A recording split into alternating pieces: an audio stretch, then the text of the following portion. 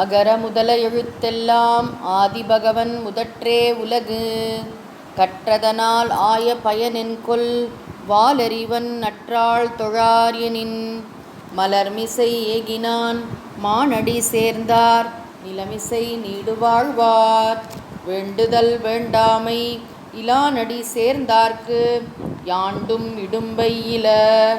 இருள் சேர் இருவினையும் சேரா இறைவன் பொருள் சேர் புகழ் புரிந்தார் மாட்டு. பொறிவாயில் ஐந்தவித்தான் பொய்தீர் ஒழுக்க நெறி நின்றார் நீடுவாழ்வார். தனக்குவமை இல்லாதான் தாழ் சேர்ந்தார் கல்லால் மனக்கவலை மாற்றலரிது. அறவாழி அந்தணன் தாழ் சேர்ந்தார் கல்லால் பிறவாழி நீந்தலரிது. கோளில் பொறியில் குணமிலவே எண் குணத்தான் தாளை வணங்காத்தலை. பிறவி பெருங்கடல் நீந்துவர் நீந்தார் இறைவனடி சேராதார். ஓம். உலக முதல்வனை வாலறிவனை மலர்மிசை ஏகியவன் தன்னை. வேண்டுதல் வேண்டாமை இல்லாத இறைவனை பொறிவாயில் ஐந்தவித்தான் தன்னை. தனக்குவமை இல்லாத அறவாழி அந்தணனை எண்குண இறைவனை போற்றி. அமைதியான ஆனந்த ஆன்மவித்தை அருளும் ஓங்கார குருநாதர் மலர்பாதம் தலைமேற்கொள்வாம். ஓம். அனைவருக்கும் வணக்கம். திருக்குறள் துறவரவியல் கூடா ஒழுக்கம் என்ற அதிகாரத்தை பார்த்து கொண்டிருக்கிறோம். கூடா பொருந்தாத ஒழுக்கம். இந்த அதிகாரத்தில் சொல்லப்படுகின்ற விஷயம் என்ன அப்படின்னு பார்த்தா, பிரம்மச்சரியம் துறவிக்கு இருக்க வேண்டிய மிக மிக முக்கியமான இன்றியமையாத பண்பு. கொஞ்சம் கூட இதில் சமரசம் செய்து கொள்ள முடியாது. எண்ணத்தாலும் சொல்லாலும் செயலாலும் முழுமையாக இந்த பிரம்மச்சரியமானது கடைபிடிக்கப்பட வேண்டும். துறவு என்பது மிக உன்னதமானது, உயர்ந்தது. கடவுள் தன்மையை மனிதனிடத்தில் வெளிப்படுத்தக்கூடியது துறவு. துறவுனே ஒரு அதிகாரம் வரப்போகிறது திருக்குறளில், பின்னாடி பார்க்க போகிறோம். துறவு என்பது மனித பண்பின் உச்சம்னு சொல்லலாம். ஒரு மனிதன் வாழ்க்கையில் அடைய வேண்டிய மேன்மை, மனித பிறவியின் மாண்பு துறவில் தான் வெளிப்படும். அப்படிப்பட்ட உயர்ந்த ஒரு லட்சியம், உயர்ந்த ஒரு வாழ்க்கை. அந்த துறவி அவர் எங்கேயோ காட்டில் இருக்கார் அப்படின்னு கிடையாது. உலகத்தில் மக்களோட மக்களாக பழகி நமக்கெல்லாம் வழிகாட்டியாக, குருவாக, ஆச்சாரியராகவும் உயர்கிறார். அதனால அந்த துறவி எப்படி இருக்கணும்னு சொன்னால் ரோல் மாடலாக இருக்கணும். அவரை கடவுள் ஸ்தானத்தில் வச்சு வழிபடுறோம், கடவுளாகவே பார்க்குறோம். கடவுளுக்கு எப்படி பூஜை பண்ணுவோமோ அப்படி தான் குருமார்களுக்கு பூஜை பண்ணுறோம் அப்படின்னு சொல்லும் பொழுது அந்த துறவு வாழ்க்கை எப்படிப்பட்டதாக இருக்க வேண்டும். இங்கே சரியான ஒரு சென்ஸில் நம்ம இதை புரிஞ்சுக்கணும். என்னது திருவள்ளுவர் இப்படி சொல்கிறாரே அப்படின்னு நினைக்கக்கூடாது. ஏன்னா எல்லா காலத்திலும் எல்லா துறைகளிலும் போலிகள் இருப்பாங்க. ஆக நாம் தான் ரொம்ப ரொம்ப கவனமாக, நம்மிடத்திலும் போலித்தனம் இருக்கக்கூடாது, நாமும் போலியான நபர்களிடம் சென்று சிக்கிக்கொள்ளக்கூடாது. அந்த ஒரு கவனம் இருக்கணும் வாழ்க்கையில். இதற்காக பிரார்த்தனை செய்ய வேண்டும். ரொம்ப முக்கியமாக திருவள்ளுவர் குறிப்பெல்லாம் தரார், எந்த மாதிரி மனிதர்கள் அப்படின்னு காட்டுறார் நமக்கு. இது யாரையும் குறைத்து பேசுகிறதோ இது பண்ணி பேசுகிறதோ இல்லை. ஒரு துறவரம் ஏற்க வேண்டும் என்ற எண்ணம் வருகின்ற ஒருவருக்கு இதுதான்ப்பா வழி, இப்படி தான் போகணும் அப்படின்னு காட்டுற மாதிரி இருக்குது இந்த அதிகாரம். இதெல்லாம் கவனமாக இந்த விஷயத்தில் அலட்சியமாக இருந்துவிட வேண்டாம். ஏன்னா வெளியில் யாரும் நம்மளை கிண்டல் பண்ணுவாங்க, அவமானம், பரிகாசம், உலகம் நம்மளை பழிக்கும், அதெல்லாம் செகண்டரி. நம்முடைய மனசாட்சியே நம்மை குத்தி கொன்றுவிடும். ஏன்னா உலகத்தை நம்ம ஏமாத்துறோம் தானே அர்த்தம். ஒரு வேஷம் போட்டிருக்கோன்னா அதுக்கு பொருத்தமில்லாத ஒரு வாழ்க்கை, உள்ள வேற ஒரு வாழ்க்கை, வெளியில் வேற ஒரு வெளிப்பாடு, வேற ஒரு மாதிரி காட்டுறோம் உலகத்துக்கு. ஆனால் உள்ள வேற பர்சனாக இருக்கும், ஸ்பிளிட் பர்சனாலிட்டியாக இருக்கோன்னா அது எவ்வளவு பெரிய கெடுதல், அது நமக்கே நல்லதில்லையே அப்படிங்கிற கோணத்தில் தான் திருவள்ளுவர் இந்த அதிகாரத்தை அப்ரோச் பண்ணுறார். நம்ம பார்க்குறோம், முதல் குறள்லையே பார்த்தோம்.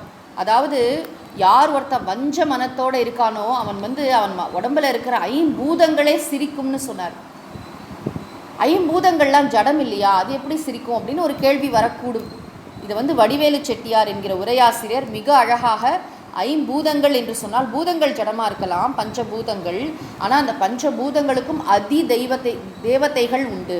அதுக்கு ஒன்றுக்கும் ப்ரிசைடிங் டெய்ட்டி இருக்காங்க, கடவுள் இருக்குது. அந்த கடவுள் உன்னை பார்த்து சிரிப்பார். ஒன்னொன்றுக்கும் சொல்கிறாரு. பிருத்திவி, அதாவது பூமிக்கு பிரம்மதேவன் கடவுள். அதே மாதிரி நீர் தத்துவத்துக்கு வந்து ஹரி, அதாவது விஷ்ணு. அக்னி தத்துவத்துக்கு வந்து சிவபெருமான். வாயுவிற்கு மகேசன். ஆகாசத்திற்கு சதாசிவன். இப்படி ஒரு இது கொடுத்துருக்காங்க வந்து. ஆக கடவுள் தத்துவம் இருக்குது அதற்கு பின்னாடி. அதனால் அலட்சியமாக இருந்து விட வேண்டாம்.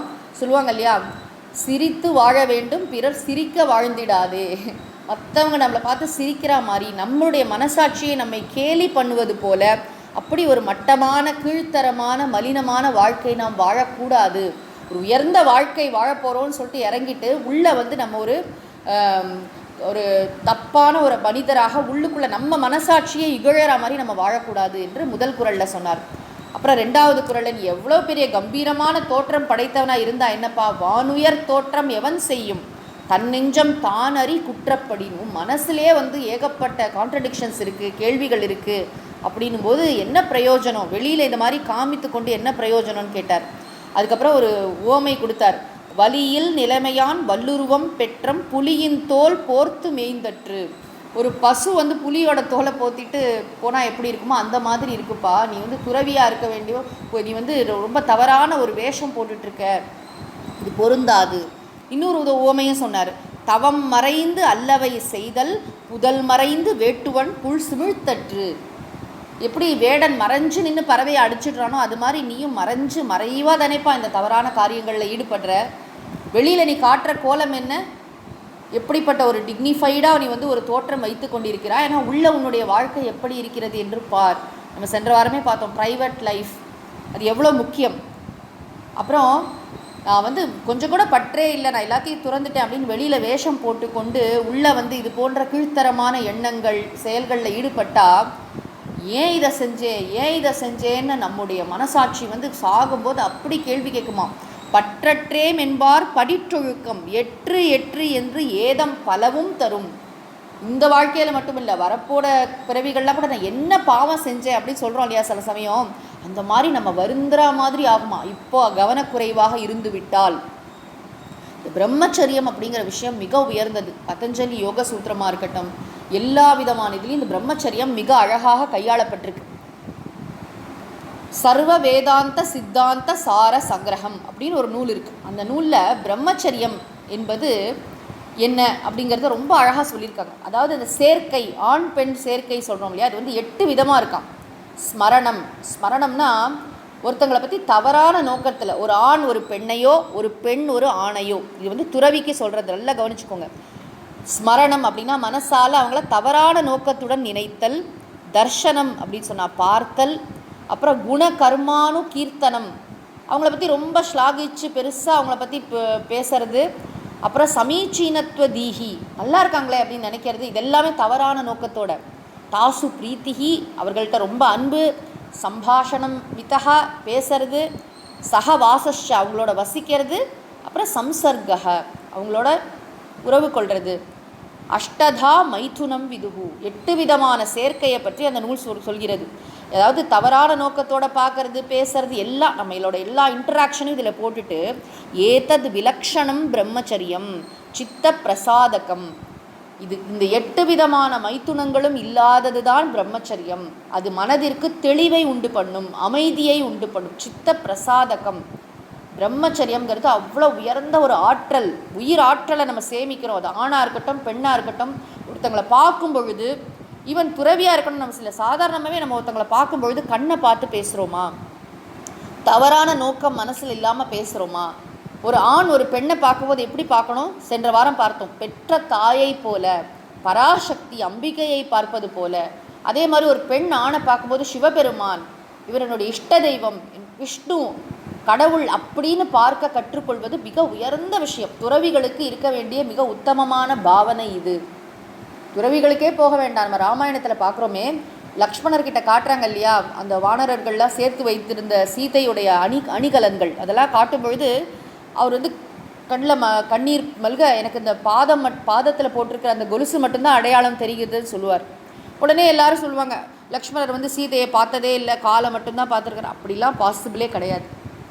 ஏன்னா இவங்க 3 பேர் தான் சேர்ந்து காட்டுக்கு கிளம்புறாங்க. நிறைய இடத்துல படகுல ஏறுறதுக்கெல்லாம் லக்ஷ்மணர் தான் ஹெல்ப் பண்ணுறாரு சீதைக்கு. லக்ஷ்மணா சீதைக்கு ஹெல்ப் பண்ணு, படகுல ஏற வையவளன்னு ராமரே சொல்கிறாரு. 3 பேரும் சேர்ந்து பேசுகிறாங்க, பழகிறாங்க, எல்லாம் இருக்குது. சுமித்ரா அம்மாவே சொல்லி அனுப்புகிறா, நீ வந்து காட்டுக்கு போகிறதெல்லாம் சரிதான் லக்ஷ்மணா, அங்கே காட்டில் வந்து உன்னுடைய அப்பா ராமர், அம்மா சீதை, அந்த ஆட்டிடியூடோடு நீ இருக்கணும், அண்ணி என்பவள் அம்மா, அந்த மாதிரி சொல்லித்தராங்க. லக்ஷ்மணரும் அப்படி தான் இருக்கார், அந்த ஆட்டிடியூடோடு இருக்கிறதால லக்ஷ்மணர் வந்து சீதையை பார்த்துருக்கவே மாட்டாரா, முகமே தெரியாதா அப்படின்னா நல்லா பார்த்துருப்பார், பேசியிருப்பார். ஆனால் ஏன் இப்படி கால் கொலுசு மட்டும்தான் தெரியறதுன்னு சொல்கிறாருன்னா கவனிச்சிருக்க மாட்டார். இங்கே தான் வித்தியாசம். பார்க்கறது வேற, நோட் பண்ணுறது வேறு, கவனிக்கிறது வேறு. நம்ம ஒருத்தங்களை பார்க்குறோம்னா அவங்க கண்ணை பார்த்து பேசுறது, ரொம்ப இந்த புற தோற்றங்களை கவனிக்கிறது, இதெல்லாம் வந்து இல்லறத்தாருக்கே ரொம்ப கவனமாக இருக்க வேண்டிய விஷயம். பிரம்மச்சரியம் என்பது இல்லறத்தாருக்கு என்ன அப்படின்னா ஒரு மனைவியுடன் ஒழுக்கமாக வாழ்தல், அதுதான் இல்லறத்தாரை பொறுத்த வரைக்கும் பிரம்மச்சரியம். துறவிக்கு எது பிரம்மச்சரியம்? எந்த பெண்ணையும் எந்த ஆணையும் தவறான நோக்கத்துடன் ஒரு பொழுதும் பார்ப்பதில்லை, பேசுவதில்லை, அந்த மாதிரி ஒரு எண்ணமே வராது. அப்புறம் தானே பேச்சு செயலெல்லாம் வெளிப்படுறது. அந்த அளவுக்கு ஒரு தவம், ஒரு நிஷ்டை, ஒரு இறைவனை சார்ந்திருந்து வாழ்தல் அவ்வளோ பெரிய ஒரு நெருப்பு மாதிரி விஷயம். அதனால தான் பக்குவம் உள்ளவர்கள் தான் துறவர வாழ்க்கைக்கு வரணுமே தவிர உணர்ச்சி வசப்பட்டு உணர்ச்சிகள்லாம் வடிஞ்சு போகும் இல்லையா. இன்றைக்கி பயங்கர கோபாவேசமாக பேசுவோம், நாளைக்கு பார்த்தா ஒன்றுமே இது விஷயமே இருக்காது. அப்படி அல்ல, அறிவுபூர்வமாக பல காலம் குருவுடன் தங்கி சேவை செய்து கடுமையான தவங்கள் செய்து, சுவாமிஜி ஒரு வார்த்தை சொல்வார், ட்ரெமெண்டஸ் மெச்சூரிட்டிம்பர், மிக அதிகமான ஒரு பக்குவம் தேவை மனதிற்கு. அவங்க தான் துறவியாக முடியும். மிகுந்த மன வலிமை படைத்தவன் தான் துறவியாக முடியுமே தவிர இந்த வீக் பர்சன்ஸ், வீக்லிங்ஸ், பலவீனம் மிக்கவர்கள் துறவரம் ஏற்கவே முடியாது. அது தயவு செஞ்சு ஒரு கும்பிடு போட்டுட்டு நமக்கு இது சரி வராதுன்னு போயிடணுமே தவிர துறவு வாழ்க்கையை நம்ம இழிவுபடுத்தக்கூடாது. துறவு என்பது அத்தனை உயர்ந்தது. நம்ம முடிந்தால் நம்ம வந்து அதற்குரிய வந்து தகுதியை வளர்த்து கொண்டு சரியான குருவை அணுகி காலம் கொடுத்து இறைவனிடம் பிரார்த்தனை செய்து, ஏன்னா நமக்கு நிறைய பொறுப்பெல்லாம் இருக்குது, அந்த பொறுப்பெல்லாம் முறையாக துறந்து முடித்து அந்த மாதிரி துறவரம் ஏற்க வேண்டும். ஏன் இந்த விஷயத்தை பற்றி இவ்வளோ பேசுகிறாங்க அப்படின்னா, இந்த புலனின்பம் இருக்கு இல்லையா, இந்த அனுபவிக்கிறோமே, இது வந்து வாசனான்னு பேர். வாசனான சம்ஸ்காரம், மனதில் இருக்கக்கூடிய ஒரு பதிவு. இந்த பதிவு வந்து முற்பிறவியில் அனுபவித்தது கூட இப்போ ஞாபகம் வரும். அதுதான் ப்ராப்ளம். இந்த பிறவியில் நம்ம அனுபவிக்காட்டி கூட முற்பிறவிகளில் அனுபவித்ததெல்லாம் நினைவுக்கு வந்து சில சமயம் நம்முடைய பாபம் அந்த மாதிரி வினை வேலை பார்த்ததுன்னா அதெல்லாம் ஞாபகம் வரும். அப்போ ஒரே நிமிஷத்தில் மனிதன் வந்து எவ்வளோ உயர்ந்த நிலையிலிருந்தும் நழுவி போக வாய்ப்பு இருக்கிறது. There is a possibility. Valluvar இங்கே சொல்கின்ற விஷயம் என்னென்னா, இது போன்ற ஒருவர் வந்து விஸ்வாமித்திரர், ஆனானப்பட்ட விஸ்வாமித்திரர், ஒரு மேனகை வந்து அவரை வந்து கலைச்சிட்டாலே அவரோட தவத்தை, அந்த மாதிரி கவனமாக இருக்க வேண்டும். நம்ம என்ன புரிஞ்சுக்கணும்னா எச்சரிக்கை உணர்வு. அது மட்டும் இல்லை, நல்ல ஹெல்த்தி ஆட்டிடியூட்ஸை வளர்த்துக்கணும். யாரை பார்த்தாலும் அம்மானு கூப்பிடுவாங்க. துறவிகள் நிறைய பேரோட பழகும்போது அவங்க எல்லாரும் எப்படி நம்மளை அம்மானு தான் கூப்பிடுவாங்க. பெண்களை என்ன வயசு, 3 வயசு குழந்தையும் அம்மானு கூப்பிட முடியும், எந்த வயது உள்ள பெண்ணையும் அம்மானு கூப்பிட முடியல. அம்மா நல்லா இருக்கீங்களா அப்படி தான் பேசுவாங்க, கண்ணை பார்த்து தான் பேசுவாங்க. என்ன மாதிரி வார்த்தைகள் பேசுகிறாங்க, எப்படி பேசுகிறாங்க எல்லாம் நீங்கள் கவனித்து பார்த்தீங்கன்னா அது ரொம்ப அழகு. உத்தமமான துறவிகள் நிறைந்தது நம் தேசம். அது போன வாரமே சொன்னேன். ரொம்ப சந்தோஷமான விஷயம் என்னென்னா, இன்று கூட இந்த துறவின் இலக்கணப்படி வாழ்கின்ற துறவிகள் உண்டு நம் தேசத்தில். சம்பிரதாயமாக எல்லா சம்பிரதாயங்களிலும் எல்லா இடங்களிலும் இது போன்ற உயர்ந்த துறவிகள் இருக்கிறார்கள், உயர்ந்த குருமார்கள் இருக்கிறார்கள். ஸோ அவர்களை பார்த்து பார்த்து தான் நம்ம தெரிஞ்சுக்கணும் எப்படி கவனமாக இருக்காங்க ஒரு விஷயத்துலையும் அப்படின்னு சொல்லிட்டு. ஆக இந்த 5 குறட்பாக்கள் வரைக்கும் நம்ம சென்ற வாரம் பார்த்துருந்தோம். இப்போ 6வது குறளுக்கு போகலாம். 6வது குறளில் திருவள்ளுவர் சொல்கின்றார், 276வது குறள். இந்த வகுப்பெல்லாம் நடக்கும்போது நீங்கள் கையில் திருக்குறள் புஸ்தகம் வச்சுக்கிட்டிங்கன்னா ரொம்ப நல்லது. இன்னும் நன்றாக இதை வந்து ரசிக்க முடியும். நெஞ்சில் துறவார் துறந்தார் போல் வஞ்சித்து வாழ்வாரின் வன்கணார் இல். இது வரைக்கும் முதல் 5 குறட்பாக்களில் என்ன சொன்னார்னா, பொதுவாக கூடா ஒழுக்கத்தோடைய குற்றம் தான் சொன்னார். இங்கே வந்து பர்சனை சொல்கிறார். கூடா ஒழுக்கம் என்பது தவறு, என்பது தவிர்க்கப்பட வேண்டியதுங்கிறத சொன்னார். இங்கே வந்து கூடா ஒழுக்கமுடைய ஆள் எப்படி இருப்பான் அப்படின்னு சொல்கிறாரு. நெஞ்சில் துறவார். நெஞ்சில் துறவார்னா என்ன? மனசில் வந்து அவனுக்கு துறவு இல்லையாம். அவன் வந்து இன்னும் அகப்பற்று புறப்பற்றெல்லாம் வச்சிட்ருக்கானா. ரொம்ப கவனமான போடப்பட்ட ஒரு வார்த்தை நெஞ்சில் துறவார். துறவு எங்கு நிகழ வேண்டும்? உள்ளத்தில் நிகழ வேண்டும். வெளியில் வேஷம் போட முடியாது. உள்ளத்தில் நடந்த அந்த துறவு, உள்ளத்தில் வந்து இவர் பற்றெல்லாம் விட்டுட்டார். என்ன பற்ற விட்டார்? நான் இந்த உடல் அப்படின்னு நினைக்கிற எண்ணத்தை விட்டார். அப்புறம் இவங்கெல்லாம் என்ன சேர்ந்தவங்க? என்னுடைய குடும்பம் என்னுடையது, நான் என்பதை விட்டார், என்னுடையது என்பதை விட்டார். அகப்பற்று புறப்பற்றுன்னு பேர். இந்த ரெண்டு பற்றையும் முழுமையாக விட்ட ஒருவருக்கு தான் இதன் அடையாளமாக புறத்தில் துறக்கிறதுக்காக அவங்களுக்கு வந்து ஒரு வாழ்க்கை முறை தரப்படுகிறது. ரொம்ப கவனமான விஷயம். அதாவது திடீர்னு ஒருத்தர் துறவி ஆகிட மாட்டார், ஓவர் நைட்டில் துறவி ஆகிட்டார், அப்படி கிடையாது. பல காலம் குருவோடு தங்கி இருந்து சேவை செய்து துறவு மனப்பான்மையை வளர்த்து கொண்டு அதுக்கு பிறகு இவருக்கு நல்ல பக்குவம் இருக்குது, இவருக்கு அகப்பற்று புறப்பற்றெல்லாம் இல்லை, இவர் வந்து தன்னை உடல்னு நினைக்கல, இவர் வந்து தன்னை வந்து உயிராக புரிந்து கொண்டிருக்கிறார், அவருக்கு நல்ல வந்து சாஸ்திரங்கள் எல்லாம் ருச்சி இருக்குது, அவருக்கு தவ வாழ்க்கை எளிதாக கை கூடுகிறது, அவர் இவங்களாம் என்ன சேர்ந்தவங்க அவங்களாம் ஒன்றை சேர்ந்தவங்க அந்த மாதிரி பிரித்து பார்க்கின்ற மனநிலை அவரிடத்தில் இல்லை. ஏன் அப்பா ஏன் அம்மா இப்போ இந்த உடம்பை வந்து என்ன அப்படின்னு நினச்சாதானே என்னை சேர்ந்தவங்க மேலே எனக்கு ஒரு பற்று வருது, அபிமானம் வருது. இந்த உடம்புனா அதனால் இந்த உடம்பை பெற்ற அம்மா, இந்த உடம்பை பெற்ற அப்பா, இந்த உடம்போடு சம்பந்தமுள்ள குழந்தைகள், கணவன் மனைவி சுற்றம் எல்லாரையும் ரொம்ப முக்கியம்னு நினைக்கிறோம். சாஸ்திரம் என்ன சொல்கிறது? உடம்பே நீ கிடையாதுப்பா, முதல்ல இந்த பற்றுலேருந்து வெளியில் வா, நீ உயிர் ஜீவன், எத்தனையோ பிறவிகள் இது மாதிரி வந்துட்டு போயிருக்கு, இது ஒரு பிறவி அப்படின்னு சாஸ்திரம் சொல்கிறது. அதை கேட்டு இவர் என்ன செய்கிறார்? நான் உடல் அப்படிங்கிற அந்த பற்றை முதல்ல விடுறார், உடல் மீது உள்ள பற்றை துறக்கிறார். அடுத்தது உடைமைகள், தன்னை சுற்றி இருப்பவர்கள் எல்லாம் இது என்னுடையது என்கிற எண்ணத்தை துறக்கிறார். ரெண்டு விஷயம், அகப்பற்று புறப்பற்று. நான் உடல் என்பதை துறக்கிறார், உடல் மீது உள்ள அபிமானத்தை துறக்கிறார். இந்த உடம்பை வந்து யூஸ் பண்ணலாம், ஆனால் இது நான் கிடையாது, இது நான் கிடையாது அப்படிங்கும் போது இதை சேர்ந்த மற்ற உறவுகள் அதெல்லாம் என்ன சேர்ந்ததுன்னு நினைக்கிறது முட்டாள்தனம். இந்த உலகத்தில் இருக்கிற அத்தனை பேரும் எனக்கு ஒன்று தான், இவங்க மட்டும் எனக்கு ஸ்பெஷல் கிடையாது, இதுதான் துறவு. அகப்பற்று இதெல்லாம் என்னோடது, என்னோட வாட்ச் அப்படின்னு ஒரு எண்ணம் வருது இல்லை, கடையில் இருக்கிற வரைக்கும் ஒன்றும் தெரியல, நம்ம அதை காசு கொடுத்து வாங்கி என்னோடது, என் உடையது, ஐ பொசஸ் திஸ். ஆக இவங்கெல்லாம் என்ன சேர்ந்தவங்க, நான் இவர்களை சேர்ந்தவன், இதுதான் ப்ராப்ளம். இது ரெண்டையும் மனசால விட்டுட்டாங்க. இவங்கெல்லாம் என்ன சேர்ந்தவங்க அப்படிங்கிற எண்ணத்தையும் விட்டுட்டாங்க, இந்த உடம்பு நான் என்கின்ற எண்ணத்தையும் விட்டுட்டாங்க. அப்படிப்பட்ட துறவி தான் இது. எங்கே நடக்குது இந்த ப்ராசஸ்? மனசில் நடக்கிறது அவருக்கு. இதுதான் அகத்துறவு. நெஞ்சில் துறவுங்கிறார் பாருங்க, நெஞ்சில் துறவார். இங்கே திருவள்ளுவர் என்ன சொல்கிறாருன்னா, மனசால இவன் துறக்கவே இல்லை, வெளியில் ஆனால் துறவு வேஷம் போட்டிருக்கான், துறந்தார் போல் வஞ்சித்து துறந்தவன் மாதிரி நடிக்கிறானோ. தாய்மானவர் ரொம்ப அழகான ஒரு பாட்டு எழுதியிருக்கார். அந்த கரணம் அடங்க துறப்பதுவே எந்த துறவினும் நன்று எந்தாய் பராபரமே. அந்த கரணம்னா என்ன? உள்ளம், மனசு அடங்க.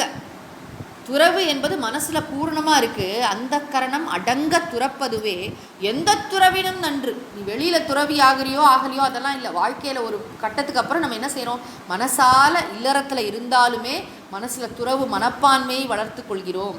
ஓரளவு எல்லாம் முடிஞ்சுதா, அதுக்கப்புறம் கடவுள்கிட்ட தான் நம்முடைய முழு கவனத்தையும் செலுத்துகிறோம். இந்த துறவுக்கே ஒரு முக்கியமான லட்சணம் இருக்குது, நிறைய பேருக்கு தெரியாது. சுவாமிஜி எப்பயும் சொல்வார், துறவரம் ஏற்ற பிறகு என்ன செய்ய வேண்டும் அப்படின்னா, சந்நியஸ்ய ஸ்ரவணம் குறியாத். அதற்கு பிறகு சாஸ்திரங்களை நன்றாக படிக்கணும், அதற்கு நேரம் ஒதுக்கணும். பார்த்தீங்கன்னா துறவிகள் ஒன்று சாஸ்திரம் நன்றாக படிப்பாங்க, இல்லை தொண்டு செய்வாங்க, சமூகத்திற்கு தன்னை வழங்குவார்கள். லோக சங்கிரகம்னு பேர். துறவு தொண்டு ரெண்டையும் பிரிக்க முடியாது. தவம் இதெல்லாம் சேர்ந்தது தான் அவங்களுடைய வாழ்க்கையை தவிர, உள்ளே வந்து திரும்பி அதே இந்த பழைய சாக்ஸை வச்சுப்பாங்களே சில பேர், வந்து தோக்காத சாக்ஸ், நாத்தம் பிடிச்ச சாக்ஸ் எடுத்துகிட்டு அலையிற மாதிரி இந்த அனுபவித்து தீர்த்த ஆசைகள் அதெல்லாத்தையும் மறுபடியும் சைலண்ட்டாக வந்து ஒருத்தன் பின்னாடி வந்து உலகத்தை ஏமாற்றி உள்ள தனியாக ஒரு லைஃப் வாழறான்னு வச்சுக்கோங்களேன், அவன் எப்பேற்பட்ட ஃப்ராடாக இருக்கணும். அதை தான் திருவள்ளுவர் இங்கே சொல்கிறார், நெஞ்சில் துறவார். நெஞ்சில்னா உள்ளத்தால் துறக்காதவர், புறப்பற்று அகப்பற்று இவ்விரண்டையும் விடாதவர். துறந்தார் போல், புறத்தில் வேஷம்லாம் என்ன போட்டுருக்கார், துறவி போன்று வேடம் தரித்து வஞ்சித்து. வஞ்சித்தான் மக்களை ஏமாத்துறாராம். வஞ்சித்துனா மக்களை ஏமாறும்படி செய்து வாழ்வாரின், வாழ்பவரை போல வன்கணார். வன்கணார்னா கொடுமையானவர். இல்லை, இவன் தான்ப்பா உலகத்திலே ரொம்ப கொடுமைக்காரன் யாரு அப்படின்னா இவன் தான் அப்படிங்கிறார். துறவி மாதிரி வெளியில் வேஷம் போட்டுட்டு எல்லாருடைய மதிப்புக்கும் மரியாதையும் பெற்றுக்கொண்டு, ஏன்னா சொல்ல உலகமே உதவி செய்யும் இல்லையா. ஒருத்தர் துறவி ஆயிருக்காருன்னா உடனே அவருடைய உணவு உடை அவர் இருக்க வேண்டிய இடம் எல்லாருக்கும் விழுந்து எல்லாரும் உலகமே மக்களே வந்து அவ்வளோ உதவி செய்வாங்க. அந்த உதவியெல்லாம் பெற்றுக்கொண்டு, ஆனால் உள்ளே இவன் இது போன்று ஒரு தவறான ஒரு காரியத்தை பண்ணிட்டு இருக்கான் அப்படின்னு சொன்னால் இவனை மாதிரி கொடுமைக்காரன் கிடையாது, இரக்கமற்றவன் கிடையாது. ஏன் இப்படி சொல்கிறாரு? அவனோட ப்ரைவேட் லைஃப் தானே கிடையாது. பஞ்சமகா பாதகங்கள்னு கேள்விப்பட்டிருப்பீங்க. என்னென்ன அப்படின்னா கொலை, இத்தனை கொல்றது, களவு, பொருளை திருடுறது, கொலை, களவு, கள்ளு குடிக்கிறது, அப்புறம் காமம், இங்கே சொல்லிகிட்டு இருக்க விஷயம், சூது. இந்த 5 வந்து பஞ்சமகா பாதகங்கள். இந்த 5மே துரியோதனன்ட்ட இருந்ததுன்னு சொல்லுவாங்க. கொலை, களவு, காமம், சூது, 5க்குமே திருவள்ளுவர் அதிகாரம் எழுதியிருக்கார். அதான் ரொம்ப அழகு. கொலை, அதுக்கு வந்து கொல்லாமை, இன்னா செய்யாமை, 2 அதிகாரம் எழுதியிருக்கார் கொல்லாமை கொலைக்கு. அப்புறம் களவு அப்படிங்கிறதுக்கு வந்து வெஹாமை, கல்லாமைன்னு 2 அதிகாரம் இருக்குது. அப்புறம் கள்ளுக்கு கள்ளுண்ணாமை அதிகாரம் இருக்குது. நீங்கள் படித்து பார்த்தீங்கன்னா இப்போ ரொம்ப வருத்தமான விஷயம், இவ்வளோ பேர் இறந்து போயிட்டாங்களே விஷச்சாராயம் குடிச்சுன்னு, அப்படியே நெஞ்செல்லாம் பதைக்கிறது இல்லையா? அந்த குழந்தைங்களாம் என்ன செய்வாங்க, அந்த வீட்டில் என்ன செய்வாங்க அப்படின்னு ரொம்ப வருத்தப்படுறோம் இல்லையா? திருவள்ளுவர் எழுதியிருக்காரு. அந்த மாதிரி கள்ளு குடிக்கிறதே விஷம் குடிக்கிறதுக்கு சமம், கள்ளு குடிக்கிறவன் ஆல்ரெடி இறந்து போயிட்டான் அப்படின்னு ஒரு குறள் எழுதியிருக்காரு. ரொம்ப ஆர்வம் இருக்கிறவங்க கள்ளுண்ணாமை அதிகாரத்தை போய் எடுத்து பாருங்கள், எவ்வளோ அழகாக திருவள்ளுவர் எழுதி வச்சுருக்காரு அப்படின்னு. காமத்துக்கு தான் இந்த கூடா ஒழுக்கம், பிறனில் விழையாமை அதிகாரங்கள் இருக்குது. அப்புறம் என்ன, கொலை, களவு, காமம், சூதுனே ஒரு அதிகாரம் இருக்குது திருக்குறளில், பொருட்பாலில் பின்னாடி இருக்குது. ஆக இங்கே சொல்லப்படுகின்ற விஷயம் என்னென்னா, மனசால இவன் துறக்கலப்பா, சும்மா வெளியில் வேஷம் போட்டிருக்கான், இவனை மாதிரி கொடுமைக்காரன் கிடையாது. நம்ம கொடுமைக்காரனாக வாழணுமா? துறவியின் இலக்கணம் என்ன? துறவி என்பவர் யார்? முதல்ல என்ன சொன்னார் துறவரவியல்ல, உங்களுக்குலாம் ஞாபகம் இருக்கா? முதல் அதிகாரம் அருள் உடைமை, எல்லா உயிர்களிடத்தும் இரக்க சுபாவம் உடையவர் துறவின்னு தான் ஆரம்பித்தார் திருவள்ளுவர். இங்கே என்ன சொல்கிறார், அப்படியே ஒருத்தட்ட இந்த தோஷம் இருக்கிறதுன்னு சொன்னால் அவன் ஏமாத்துறான். ஒரு ஏமாத்துறவனை எப்படிங்க நம்புறது? நம்ம இப்போ வந்து முகத்துக்கு எரிய வந்து ஒருத்தன் கெட்டவன் அப்படின்னு தெரிஞ்சிடுச்சுன்னா பரவாயில்ல, அவனை நம்ம ஹேண்டில் பண்ணிக்கலாம். ஆனால் நல்லவன் போன்று நடிக்கிறான் இல்லையா, அவனை ஹேண்டில் பண்ணுறது ரொம்ப கஷ்டமாச்சு. ஏமாற்ற வலி இருக்கு இல்லையா, ஏமாற்றப்பட்டோம், நம்மளை வந்து ஏமாற்றிட்டாங்க, இவங்க வந்து இவங்களை பற்றி ரொம்ப நினச்சோம், கடைசியில் இவங்க பின்னாடி இப்படி ஒரு காரியத்தை பண்ணுறாங்கன்னு தெரிஞ்சோம், எவ்வளோ மனசு வருத்தப்படும். அவங்களுக்கு பணமும் உதவிகளும் செய்து அந்த இல்லறத்தார் இருக்காங்களே, அவங்க எவ்வளோ வருத்தப்படுவாங்க. யோசிச்சு பார்க்கணும். ஏன்னா ரொம்ப ஈஸி, தப்பு பண்ணுறது வந்து ஒன்றும் யாருக்கும் தெரியாது, கேமராவெல்லாம் கழட்டி வச்சிடலாம், எல்லாம் பண்ணிடலாம். பட் இந்த மாதிரி ஒரு ஒழுக்க குறைபாடு இருக்குதுன்னு வச்சுக்கோங்களேன், அது எவ்வளோ பெரிய திருவள்ளுவர் எவ்வளோ ஸ்ட்ராங்காக சொல்கிறார் பாருங்க. இங்கே எல்லாமே இங்கே சொல்லப்படுகின்ற எல்லா விஷயமே அதிருஷ்டம்னா லக்குன்னு அர்த்தம் இல்லை, அன்சீன்னு அர்த்தம். இது ஒரு பாவச் செயல் இல்லையா? இந்த பாவச் செயலுக்கு பின்னாடி நிறைய துன்பத்தை கடவுள் கொடுப்பார். திருக்குறள் வந்து ரொம்ப அற்புதமாக இந்த வேத விஷயங்களை பதிவு செய்கிறது. என்ன வேத விஷயம்னா, சில விஷயங்கள்லாம் வேதத்தில் சொல்லியிருக்கு. ஆத்மா, கடவுள், புண்ணியம், பாவம், ஸ்வர்க்கம், நரகம், மறுபிறவி, 7 விஷயங்கள் வேத விஷயம். இது எதுவுமே கண்ணுக்கு தெரியாது, நம்ம கடவுளை கண்ணால் பார்த்ததில்லை, ஆனால் கடவுள் இருக்காருன்னு நம்புகிறோம். அதே மாதிரி தான் ஆத்மா, புண்ணியம், பாவம், ஸ்வர்க்கம், நரக்கம். யாராவது ஸ்வர்க்கத்துக்கு போய் திரும்பி வந்திருக்காங்களா? யூஎஸ் ரிட்டர்ன்டு மாதிரி ஸ்வர்க்கம் ரிட்டர்ன் இருக்காங்களா? கிடையாது. ஸ்வர்க்கம்னு ஒன்று இருக்குதுன்னு வேதம் சொல்கிறது, நம்புகிறோம், ஸ்ரத்தா. அதே மாதிரி புண்ணியம், பாவம், மறுபிறவி, இது எல்லாத்துக்கும் இன்ஃபர் பண்ணலாம், இது மாதிரி ஒன்று இருக்குது அப்படின்னு அனுமானிக்கலாமே தவிர நேரடியாக நமக்கு இது எக்ஸ்பீரியன்ஸ் கிடையாது. ஆனால் வேதம் சொல்கின்ற இதே விஷயத்தை தான் திருக்குறள் சொல்கிறது ரொம்ப கவனமாக. அதாவது திருக்குறளில் நிறைய இடத்துல பார்த்திங்கன்னா ஸ்வர்க்கத்துக்கு வந்து புத்தேள் உலகு அந்த வார்த்தை யூஸ் பண்ணுவார். ஆறிருள் உய்த்து விடும், ஆறிருள்ங்கிறது அங்கே கொடுமையான நரகத்தை சொல்வார். இந்த ஸ்வர்க்கம் நரகத்தெல்லாம் பற்றி நிறைய திருவள்ளுவர் பேசுகிறாரு. புண்ணிய பாபத்தை பற்றி நிறைய பேசுகிறாரு. ரொம்ப கவனத்தில் வச்சுக்கணும். இதெல்லாம் கண்ணுக்கு தெரியாது. நான் இப்போ ஒரு கெட்ட காரியம் பண்ணுறேன், யாரும் என்னை கண்டுபிடிக்கலையே, போலீஸ் கண்ணில் மண்ணை தூவிட்டேனேன்னு நினைக்கலாம். ஆனால் அந்த கேமராலேருந்து யாரும் தப்பிக்க முடியாது. இறைவனின் திட்டம், இறைவனின் நியத்தின்னு ஒன்று இருக்குது பார்த்தீங்களா, அதுலேருந்து எந்த கொம்பனும் தப்பிக்க முடியாது. அது துறவியாக இருக்கட்டும், இல்லறத்தானாக இருக்கட்டும், யாராக வேணாலும் இருக்கட்டும், அவர் வந்து வச்சு செய்வார்.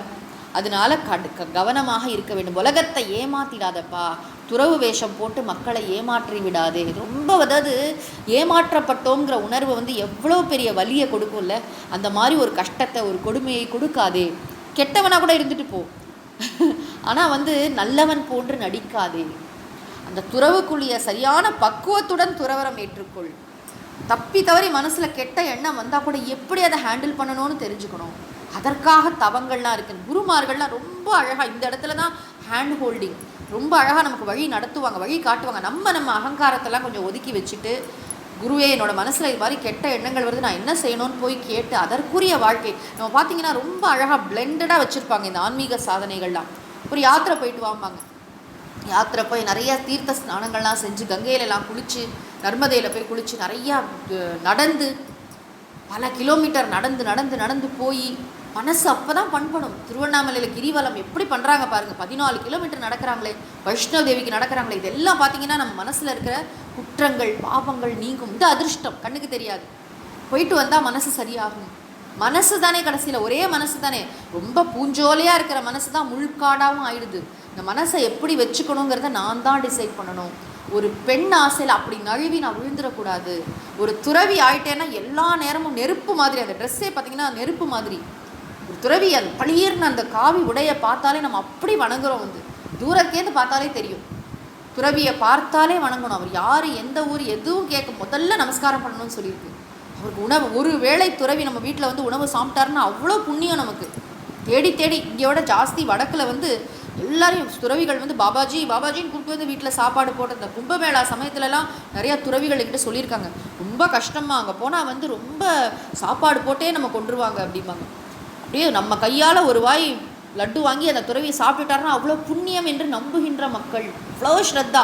இன்றைக்கும் நம்ம பாரத தேசத்தின் உயிரோட்டமாக இந்த உணர்வு இருந்து கொண்டிருக்கிறது. ஆக இதை சிதைப்பது போல செய்யக்கூடாது. ஒரு துறவி அவருக்குரிய ஒழுக்கத்தில் சரியாக இருக்கணும். அது மட்டும் இல்லை, ஒரு குடும்பத்தில் ஒருத்தர் துறவி ஆயிட்டாருன்னு சொன்னால் முன்னாடி 7 தலைமுறை பின்னாடி 7 தலைமுறை அத்தனை பேருக்கும் நல்ல கத்தியம். சுவாமிஜி இதை சொல்லுவாங்க. எவ்வளோ பெரிய விஷயம் தெரியுமா? ஒரு குடும்பத்தில் ஒருத்தர் துறவி ஆகிறாருன்னா அவர் குடும்பத்தாருக்குமே அவ்வளவு க்ஷேமம், அவ்வளோ நல்லது. இதெல்லாம் மனசில் வைத்துக்கொண்டு நம்ம அந்த துறவு வாழ்க்கையோட மேன்மை. அதனால தான் பார்த்திங்கன்னா தலையை மொட்டை அடிச்சுட்டே இருப்பாங்க.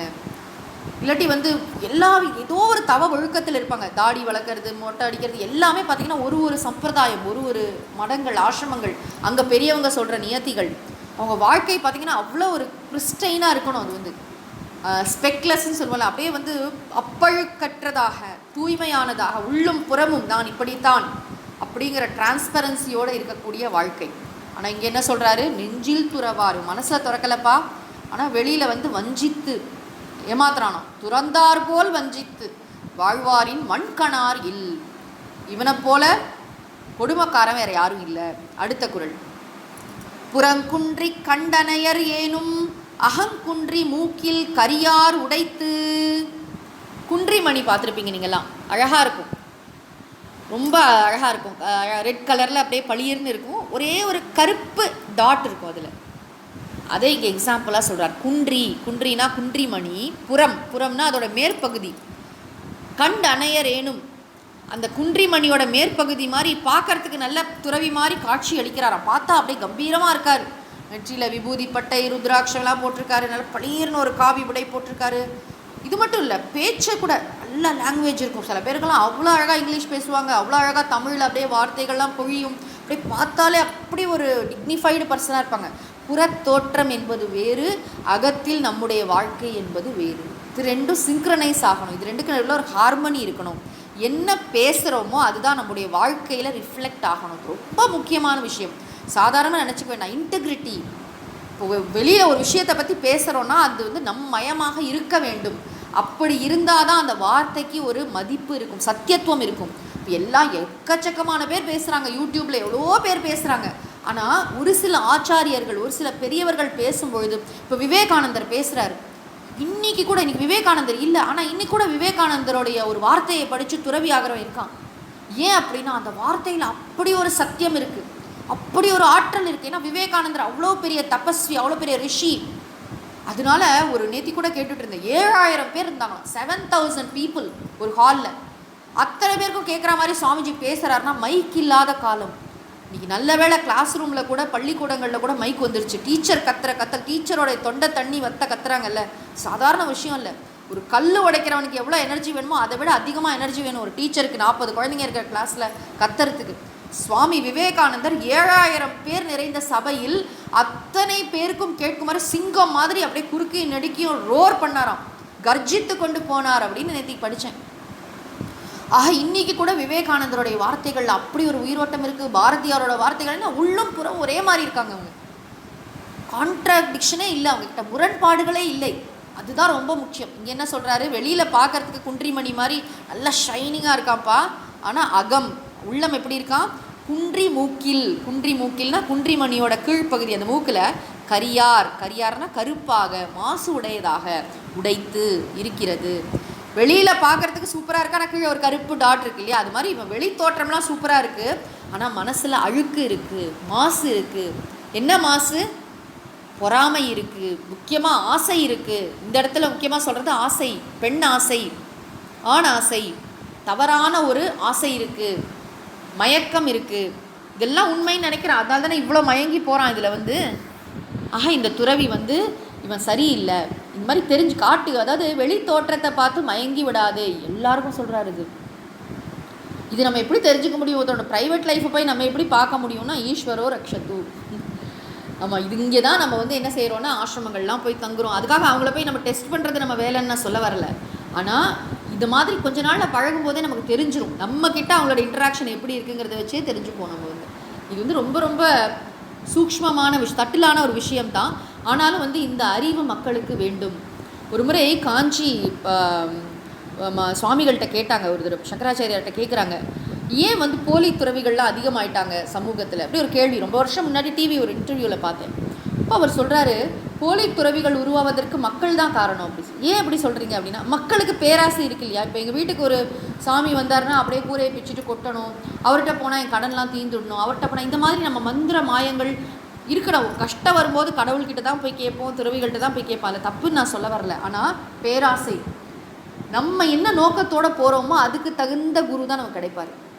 இப்போ எனக்கு வந்து வாழ்க்கையில் ஏன் இவ்வளோ துன்பம்னு தெரிஞ்சுக்கணும், வாழ்க்கையில் நிறைய தத்துவ கேள்விகள்லாம் இருக்குது, நான் ஏன் பிறந்திருக்கேன், ஏன் இந்த வாழ்க்கை இப்படி இருக்குது, இதெல்லாம் பற்றி கடவுள்னா யார், ஏதோ திடீர்னு வந்த மாதிரி இருக்குது, போன மாதிரி இருக்குது, நான் நிறைய பேர் என் கூட இருப்பாங்கன்னு நினச்சேன், அவங்களாம் திடீர்னு பார்த்தா கொரோனாவில் நிறைய பேர் இறந்து போயிட்டாங்க, என்ன நடக்குது என்னோடய வாழ்க்கையில், இப்படின்ற தத்துவ கேள்விகள் இருக்கு இல்லையா, இதுக்கு பேர் ஜிக்ஞாசுத்துவம்னு பேர். இந்த கேள்வியோடு நம்ம இருந்தோம், கடவுள்கிட்ட பிரார்த்தனை பண்ணோன்னா அதுக்கு தகுந்த குரு நமக்கு கிடைப்பார். பகவத்கீதை, பிரம்மசூத்திரம், உபநிஷதம் இதெல்லாம் வைத்துக்கொண்டு நமக்கு ரொம்ப லாஜிக்கலாக, ரொம்ப நியாயபூர்வமாக நம்முடைய கேள்விகளையெல்லாம் அணுகி அதுக்கு பதில் கூறி நம்முடைய அந்த அறிவு தாகத்தை தீர்த்து நமக்கு மனசுக்கு அமைதியை கொடுத்து வாழ்க்கையை பற்றி ஒரு தெளிவான பார்வையை அருளக்கூடிய, வழங்கக்கூடிய, நம்மளை சரியாக சிந்திக்க வச்சுருவாங்க, நம்மளோட மைண்டை வந்து அப்படி இது பண்ணிவிடுவாங்க, ஃபோக்கஸ் பண்ண வச்சுருவாங்க. அந்த மாதிரி குருமார்கள் நிறையா இருக்காங்க. ஆக நம்ம தான் யாரை தேடி போகிறோம் அப்படிங்கிறது இருக்குது. திருவள்ளுவர் இங்கே அடையாளம் காட்டுறார். வெளியில் பார்க்க தோற்றம் பெருசாக இருக்கும்ப்பா, அதை பார்த்து ரொம்ப இது பண்ணிடாத, அவங்களுடைய அக வாழ்க்கை எப்படி இருக்குது, சில சமயம் இருக்கலாம், இருக்கக்கூடும், இது மாதிரி இது போன்ற தவறுகள் இருக்கும், கவனம். எப்படி குன்றிமணி பார்க்குறதுக்கு அப்படியே ஷைனிங்காக இருந்தாலும் அதில் ஒரு கருப்பு புள்ளி இருக்கோ, அது மாதிரி சில பேருடைய ப்ரைவேட் லைஃப் சரியில்லாமல் தாறுமாறுமாக இருக்கும். இது போன்று இருப்பாங்க, பாசிபிலிட்டி சொல்கிறார் திருவள்ளுவர். உலகத்தில் எல்லா காலத்துலையும் இது போன்ற மக்கள் உண்டு, கவனம், ஜாக்கிரதை. நீ அப்படிப்பட்ட ஒரு ஆளாக இருந்து விடாதீங்க. ரொம்ப முக்கியம் என்னென்னா, நம்ம அந்த மாதிரி ஆள்கிட்ட போகிறோங்கிறது இல்லை. நான் ஒரு துறவி ஆனேன்னா இப்படி இருக்கக்கூடாது, இப்படி இருக்கக்கூடாதுன்னு காட்டுறதுக்காக எழுதப்பட்ட அதிகாரம் இது. நான் ஒரு போலி துறவியாக இருக்கக்கூடாது. ஒருவேளை நான் துறவரம் ஏற்றால் நான் உத்தமமான உயர்ந்த துறவியாக, அகமும் புறமும் ஒரே மாதிரி, அகப்பற்று புறப்பற்று எல்லாவற்றையும் துறந்து ஒரே மாதிரி இருப்பேன். என்னுடைய வாழ்க்கை என்பது ஒரு க்ளீன் ஸ்லேட்டாக இருக்கும். அப்படிப்பட்ட ஒரு துறவு. இன்னும் நிறையா சொல்ல போகிறார். அடுத்த அதிகாரம்லாம் பார்த்தீங்கன்னா கல்லாமைன்னு வச்சுருக்காரு. இன்னொருத்த பொருளுக்கு ஆசைப்படக்கூடாதுன்னு. துறவிக்கா அப்படின்னா ஆமாம், அங்கே பார்ப்போம் அந்த விஷயத்தை. அடுத்தது 8வது குறள். மனத்தது மாசாக மாண்டார் நீராடி மறைந்தொழுகு மாந்தற்பலர். மாசு மனத்ததாக, மாசுனா என்ன, காமம், ஆசை முதலிய அழுக்குகளை மனத்ததாகனா மனத்தில் உடையவராக, புறத்தில் எப்படி இருக்காருன்னா மாண்டார். மாண்டார்னா செத்து போயிட்டார்னு அர்த்தம் இல்லை, நமக்கு தெரிஞ்ச தமிழை வச்சு மாண்டார்னா இறந்தார்னு எழுதக்கூடாது. பிறர் மதிக்கும் வண்ணம், மாண்புன்னு சொல்கிறோம் இல்லையா, அதிலிருந்து வந்த மாண்டார். மாண்டார்னா மாண்பு மிக்கவராக, பிறர் மதிக்கும் வண்ணம் நீராடி. நீராடினா என்ன, புற அழுக்குகளை நீக்கும் வண்ணம் நீராடலை அடிக்கடி செய்து. நல்லா குளிப்பாராம் துறவி. ஒரு நாளைக்கு 3 வாட்டி குளிக்கணும்லாம் சாஸ்திர விதியெலாம் இருக்குது. வெளியில் பார்த்தா நல்லா குளிச்சு பளிச்சுன்னு இருக்கார், ரொம்ப நீட்டாக இருக்கார், ரொம்ப அவரோட தோற்றமே அப்படி இருக்குது, அப்படியே பார்த்தாலே தெய்வீகமாக இருக்குன்னு நினைப்போம். ஆனால் மறைந்து பிறர் அறியாதபடி தவத்திற்கு பொருந்தாத செயல்களை செய்து ஒழுகுன வாழும் ஒழுகு மாந்தர், வாழ்கின்ற மனிதர்கள் பலர், உலகத்தில் பல பேர் இருக்காங்க. எப்படி, காமம் முதலிய அழுக்குகளை மனதில் உடையவராக, ஆனால் புறத்தில் மற்றவங்க மதிக்கிற மாதிரி அடிக்கடி குளிப்பாராம். குளிச்சுட்டு பிறர் அறியாதபடி மறைந்து ஒழுகு, தவத்திற்கு பொருந்தாத செயல்களை செய்து வாழ்கின்ற மனிதர்கள் பலர் உலகில் இருக்கிறார்கள். பலர்னு சொல்லிட்டார் திருவள்ளுவர். முக்கியமாக நிறைய பேர் என்ன பண்ணுவாங்கன்னா இமோஷனல் சன்னியாசம் பண்ணுவாங்க தெரியுமா. திடீர்னு கோச்சிக்கிட்டு வீட்டை விட்டு ஓடி போகிறது. அங்கே ரிஷிகேஷத்தில் அந்த மாதிரி இடத்துல காசு இல்லாமல் பார்க்கலாம். நிறைய பேர் இருப்பாங்க. அவங்க துறவியா இல்லையான்னு நமக்கு தெரியாது. ஆனால் காவி ட்ரெஸ் போட்டிருப்பாங்க. வெளியில் வேறு மாதிரி ஒரு வாழ்க்கை, உள்ளே வேறு மாதிரி ஒரு வாழ்க்கையெல்லாம் இருக்க வாய்ப்பு இருக்குது, பாசிபிலிட்டி இருக்குது. அதுலேயே உத்தமமான மகான்கள் கூட இருப்பாங்க. ஒரு தடவை நான் சாமிஜிட்ட கேட்டேன். ஒரு யதி பூஜைக்கு நிறைய துறவிகள் வந்திருந்தாங்க. அந்த அந்த எலும்பு மாலையெல்லாம் கூட போட்டிருந்தாங்க. அப்போ சில பேர்லாம் சுருட்டுலாம் குடிச்சிட்டு இருந்தாங்க. ரொம்ப வித்தியாசமாக இருந்தது. பலவிதமான துறவிகள் வந்தாங்க. அப்போ நான் சாமிஜிட்ட போய் கேட்டேன், எதேச்சியாக கேட்டேன், சுவாமிஜி இவங்க எல்லாருமே நல்ல துறவிகள் தானா அப்படின்னு. தெரியாது அப்படின்னு சொன்னார் சுவாமிஜி. நம்ம இதில் ஒரு பெரிய மகாத்மா கூட இருக்கலாம், இந்த கூட்டத்தில் ரொம்ப உயர்ந்த ஒரு சாது கூட இருக்கலாம், தெரியாது. நம்ம யார் வந்தாலும் வணங்கி அவங்களுக்கு சாப்பாடு போட்டு தட்சிணை கொடுத்து மரியாதை பண்ணுறோம். ஏன்னா அந்த துறவு வேஷத்துக்கே மரியாதை. இந்த துறவு வேஷம்னா என்ன, அந்த துறவு ஆடைக்கே மரியாதை. ஆக பலர்னு சொல்லிட்டார். அதனால் ஐயோ திருவள்ளுவர் ஜென்ரலைஸ் பண்ணிட்டாருன்னு நினைக்க வேண்டாம். இது போன்ற ஒரு வாய்ப்பு இருக்கிறது. ஏன்னா உணர்ச்சிகள் என்ன ஆகுனா ஒரு நாளைக்கு இருக்கிற மாதிரி இன்னொரு நாள் இருக்காது. அதான் மைண்டோடைய பிளே. இன்றைக்கி இருக்கிற வைராக்கியம் நாளைக்கு இருக்குமா. அதனால தான் அந்த வைராக்கியம்ங்கிற விஷயத்தையே பலவிதமாக பிரிச்சுருக்காங்க. பின்னாடி டீட்டெயில்டாக பார்க்க போகிறோம் நம்ம. வைராக்கியம்னா புடிவாதம் அப்படின்னு நம்ம நினச்சிக்கிறோம். புடிவாதம் இல்லை, வைராக்கியமாக இருக்கான். அந்த பொண்ணை தான் கல்யாணம் பண்ணிப்பேன்னு வைராக்கியமாக இருக்கான். அப்படி இல்லை. வைராக்கியம் என்ற சொல்லுக்கு என்ன அர்த்தம்னா வீராகம், பற்றற்ற தன்மை. இந்த பற்று திடீர்னு போகும். எப்போ போகும்னா யாராவது வீட்டில் இறந்து போயிட்டாங்கன்னா அங்கே போயிட்டு நம்ம பேசுவோம் பாருங்கள் வேதாந்தம். அடேங்கப்பா என்னங்க வாழ்க்கை போங்க, மனுஷன் இன்றைக்கி இருந்தான் நேற்றுக்கு இருந்தான் இன்றைக்கி இல்லை பாருங்கள், என்னங்க அவ்வளோதாங்க. முடி சார்ந்த மன்னரும் ஒரு நாள் பிடிசாம்பலாய் போவர். சுடுகாடு போகிற வரைக்கும் இந்த மாதிரி வேதாந்தம்லாம் பேசிட்டு அப்புறம் குளிச்சுட்டு மறந்துடுவோம். வீட்டுக்கு இட்லியை சாப்பிட்டுட்டு நம்ம கதையை பார்க்க ஆரம்பிச்சிடுவோம். அப்புறம் பிரசூத்திகா வைராக்கியம்னு ஒன்று. குழந்தை பிறக்கிற வரைக்கும் அந்த அம்மா செய்யும், இனிமேல் எனக்கு குழந்தையே வேண்டாம், தாங்க முடியல வலியும் போகலாம். 2 வருஷம் கழிச்சு இன்னொரு குழந்தை பிறக்கும். அப்பப்போ போகிற விஷயம். அந்த வைராக்கியம் அல்ல, ரொம்ப ரொம்ப திருடமான வைராக்கியம். உள்ளத்தில் அறிவுபூர்வமாக துரத்தல். இந்த உலகத்தெல்லாம் நன்றாக ஆராய்ச்சி செஞ்சு பார்த்து இதில் ஒன்றுமே இல்லை, என்ன இருக்குது. ஆதிசங்கரர் கேட்பார், ஒரு பெண்ணோட உடம்பு அப்படி பார்க்குறியா, என்னப்பா இருக்குது அதில், அது வெறும் மாம்சம். நீ எந்த ரொம்ப ஸ்லாகிச்சு ஆகான்னு பார்க்குறியோ அதெல்லாம் வெறும் மாம்சம் ரத்தம். அந்த மாதிரி பார்க்க கற்றுக் கொடுப்பார்கள் குருமார்கள். ஒரு வைராக்கிய சித்தியர்த்த பெண்ணை வெறுக்கணும்னு சொல்லித்தர மாட்டாங்க, பெண்ணை பேய்னு சொல்ல மாட்டாங்க. பெண்ணுடைய உடம்பாக இருக்கட்டும் ஆணுடைய உடம்பாக இருக்கட்டும் என்ன இருக்குது, உள்ளே இருக்கிறதெல்லாம் தனித்தனியாக எடுத்து வச்சா நம்ம எல்லாருமே ஓடி போயிடுவோம். எத்தனை லிட்டர் ரத்தம், எவ்வளவு கொழுப்பு, எவ்வளவு மஜ்ஜை, எவ்வளவு எலும்பு, எவ்வளவு சீழ், என்னென்ன இருக்குது. இந்த உடம்பு எதனால் உண்டாயிருக்கு, இந்த உடம்பு மேலே போய் நான் ஆசைப்படுறேனே, இந்த புலனின்ப நாட்டம் தானே இங்கே அட்ரஸ் பண்ணப்பட்டிருக்கு. சரியான குரு கிடைத்து விட்டால், சரியான சாஸ்திர பாட்டம் கிடைத்து விட்டால், காலையிலிருந்து இரவு வரை ஒரு சரியான தவம் சார்ந்த வாழ்க்கை முறை கிடைத்து விட்டால் இது போன்ற தவறுகள்லாம் வராது. நன்றாக பார்த்த வரைக்கும் இது ரொம்ப ரொம்ப தெய்வீகமாக. ஒரு துறவி அப்படின்னா நான் எல்லாம் படிச்சுட்டேன் அப்படி ரிலாக்ஸ்டாக உட்கார மாட்டாங்க. சாமிஜிலாம் ஒரு 5 நிமிஷம் நான் ஒன்றும் பண்ண வேண்டாம்னு இருந்து நான் பார்த்ததே கிடையாது. எல்லா நேரமும் ஏதோ ஒரு நல்ல காரியம் பண்ணிகிட்டே இருக்கணும். அது வகுப்பு எடுக்கிறதா இருக்கட்டும், பூஜை பண்ணுறதா இருக்கட்டும், மாறி மாறி. ஏன்னா ஒரு 5 நிமிஷம் ஃப்ரீயாக விட்டாலும் உலக விஷயங்களை பேச ஆரம்பிச்சிடும். எப்படியோ ஒரு தவறான இது வரும். அந்த வாய்ப்பே கொடுக்க மாட்டாங்க. பெரிய மகான்கள்லாம் பார்த்தீங்கன்னா எல்லா நேரமும் ஒன்று அமைதியாக இருப்பாங்க, அவங்க அமைதியாக இருப்பாங்க. வெளியில் மக்களோடு இருக்கும்போது அவங்களெல்லாம் தர்மத்தில் தூண்டிக்கொண்டே இருப்பார்கள். ஞான விஷயங்களில் ஒன்று தர்மம், இல்லைனா பக்தி, இல்லைனா ஞானம், அவ்வளோதான். 4வது ஒன்று கிடையாது. இதுலேயே தான். இல்லாட்டி தனியாக உட்காந்து தியானம் பண்ணலாம். அதெல்லாம் ஞானத்தில் தான் வரும். ஆக ரொம்ப முக்கியம் நம்ம துறவி ஆக போகிறோம்னு சொன்னால் சரியான குருவை முதல்ல கண்டுபிடிக்கணும். அவர்கிட்ட போய் சரணாகதி பண்ணணும். நம்ம ஸ்பிரிட் பர்சனாலிட்டி ஆகிடக்கூடாது. நம்ம இது போன்ற இந்த புன்றிமணி மாதிரி நம்மக்கிட்ட தோஷம் இருக்கிற மாதிரி நம்ம வாழக்கூடாது என்பது தான் இங்கே அர்த்தம். அடுத்த குறள், 9வது குறள். கணை கொடிது யாழ்கோடு செவ்விது ஆங்கன்ன வினைப்படு பாலால் கொளல். அழகான எக்ஸாம்பிள். திருவள்ளுவர் மாதிரி எக்ஸாம்பிள் கொடுக்கறதுக்கு இன்னொருத்தர் பிறந்து தான் வரணும். நம்ம காளிதாசரை சொல்லுவோம், உப்பமா காளிதாசஸ்யன். திருவள்ளுவர் கூட ரொம்ப அழகான உவமைகள். சுவாமிஜி சொல்வார், திருக்குறளில் உவமைகள் அப்படின்னே ரிசர்ச் பண்ணலாம் போல இருக்குது அப்படின்னு. கணைன்னு சொன்னால் அம்பு எப்படி இருக்குது, ஸ்ட்ரைட்டாக இருக்குது. பார்க்க சில பேர் அவ்வளோ இன்டெகிரேட்டட் பர்சனாலிட்டியாக தெரிவாங்க. என்னவா இருக்காங்க அவங்க பார்த்தாலே சொல்கிறாங்க, பார்த்தாலே கும்பிடணும் போல இருக்குது. அவங்க பேச்சு அவங்க நிற்கிறது, அவங்க கம்பீரமாக நடக்கிறது, அதெல்லாம் பார்ப்போம் நம்ம. கணை கொடிது அப்படிங்கிறது. கணைனா கணை வந்து அம்பு ஸ்ட்ரைட்டாக தான் இருக்குது பார்க்கறதுக்கு, ஆனால் என்ன பண்ணும், ஒரு ஆளை கொண்டுடும். கொடிதுன்னா செயலினால் தீமை செய்யக்கூடியது. அம்பு வச்சுட்டு என்ன பண்ணுவோம், அம்பு வச்சு எய்தா ஒருத்தர் இறந்து போவான் இல்லையா. யாழ், யாழ்னா என்ன, வீணை, வீணை போன்ற ஒரு வாத்தியம் இல்லையா யாழ்.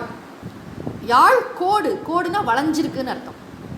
வடிவினால் வளைஞ்சிருக்கு, ஆனால் செவ்விது, செயலினால் நன்மை அளிக்கிறது. யாழை வாசித்தா காதுக்கு இனிமையான ஒரு நாதம் கிடைக்கும். ஆக ஒன்று வந்து ஸ்ட்ரைட்டாக இருக்குது ஆனால் கொல்லுது, இன்னொன்று வளைஞ்சிருக்கு ஆனால் நல்லது பண்ணுறது. தோற்றத்தில் மயங்காதே. இந்த குறள் சொல்கின்ற விஷயம் என்னென்னா, ஆங்கன்ன அது போல துறவிகளை வடிவத்தால் எடை போடாமல், அண்டர்லைன், வினைப்படு பாலால் அவருடைய செயல்களை பகுத்தறிந்து கொளல் உணர்ந்து கொள்ள வேண்டும்.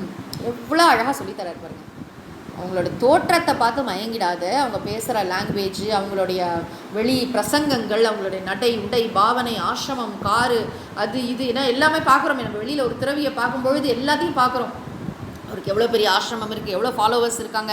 சாமிஜியே சொல்லுவாங்க, எத்தனை பேர் மோட்சம் வேணும்னு ஒரு சாமிஜிட்ட போவாங்க. சில பேர் என்னென்னா, அந்த சாமிஜிட்ட போனால் நமக்கு பிஸ்னஸ்க்கு நிறைய கான்டாக்ட்ஸ் கிடைக்கும், ஏன்னா அந்த சாமிஜிக்கு நிறைய விஐபிஸ் தெரியும், இப்படிலாம் போகிறவங்க இருக்காங்க.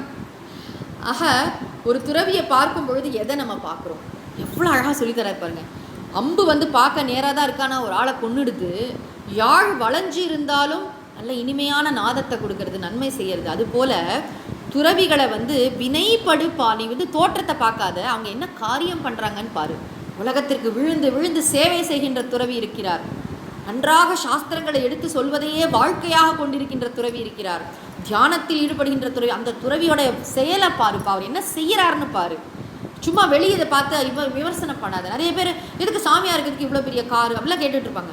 உங்களுக்கு தெரியாது ஒரு ஆசிரமம் அப்படின்னா எத்தனை பேர் அங்கே இருக்காங்க, அவர் என்ன விதமான சேவைகள்லாம் செய்கிறாங்க, போய் ஸ்டடி பண்ணுங்களேன், என்ன தான் செய்கிறாங்கன்னு பாருங்களேன். அதுக்கப்புறம் யூ கம் டு கன்க்ளூஷன். நம்ம ரொம்ப ஈஸியாக விமர்சனம் செய்வோம் எல்லாரையும், ஆனால் கொஞ்சம் ஸ்டடி பண்ணிவிட்டு விமர்சனம் செய்யுங்க.